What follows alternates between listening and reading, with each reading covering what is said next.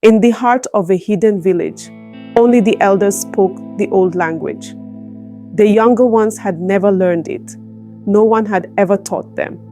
And the elders whispered it in secret, ensuring it was never heard. But why? Except for Tobi.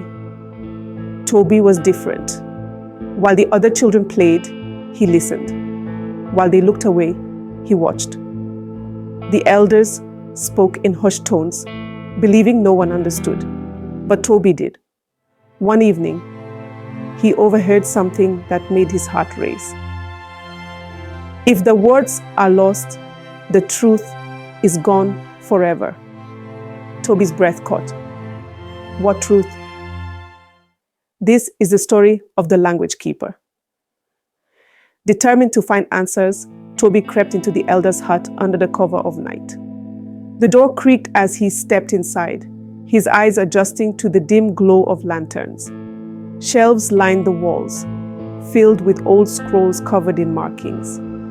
Dust swirled in the air as he reached toward one, its edges worn by time. His fingers hovered over the parchment. What was written here that no one wanted him to see? Just as his fingers brushed the surface, a voice behind him. Tobi. Tobi spun around. An elder stood in the doorway, his face unreadable. You understand, don't you? The elder said. Tobi hesitated, but nodded. The elder sighed. There is something you must see. Without another word, the elder led Tobi through the village, past sleeping huts, past the towering trees, to a place no child had ever entered before. A trapdoor creaked open beneath their feet, revealing a dark staircase. Tobi stepped inside. The walls were covered in carvings, words from the old language, symbols and phrases he had never seen before. These words hold the history of our people, the elder said, but only a few of us can still read them. Tobi reached out and read the first sentence aloud. His voice echoed through the chamber. Suddenly, a deep rumbling. The wall behind the carvings shifted, revealing a hidden passage leading deeper into the earth. Cold air poured from within. The elder's eyes widened. No one has spoken those words in years. The tunnel stretched deep underground, filled with dust and heavy air. Faint torchlight flickered against the rough walls, revealing strange symbols carved into the stone. At the very end, surrounded by broken rocks and forgotten objects, sat an old wooden chest covered in faded markings. Tobi stepped forward, his heart pounding. The elder stood nearby, watching in silence. The chest's lock had a symbol he recognized. Taking a deep breath, he pressed his palm against it. Click. Slowly, the lid creaked open. Inside was a scroll, its edges worn with time. Unrolling it, Tobi's eyes widened. It was a banishment decree. A long time ago, the tribe had erased part of their own history.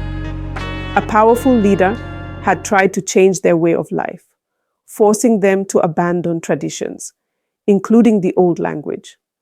Those who resisted were driven away, never to return. The elder murmured. The truth had not been lost. It had been hidden inside a scroll. Tobi turned to the elder. Why wasn't this spoken about? The elder sighed. Some believed forgetting was safer than remembering. Tobi knew what he had to do. The language wasn't just words. It was the key to a lost past, a past his people needed to reclaim. But as he stepped out of the chamber, scroll in hand, shadows moved in the distance. Not everyone wanted the truth to rise again. Tobi barely had time to react before 3 villagers stepped forward. Their faces were tense. You've gone too far, one of them muttered.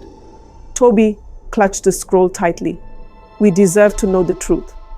The tallest villager sneered. The truth brought war once. It will bring it again. Tobi's mind raced. Could it be true? Had the language been erased to protect the tribe from something worse? He had a choice: keep the truth hidden or fight for it. Tobi turned to the elder beside him.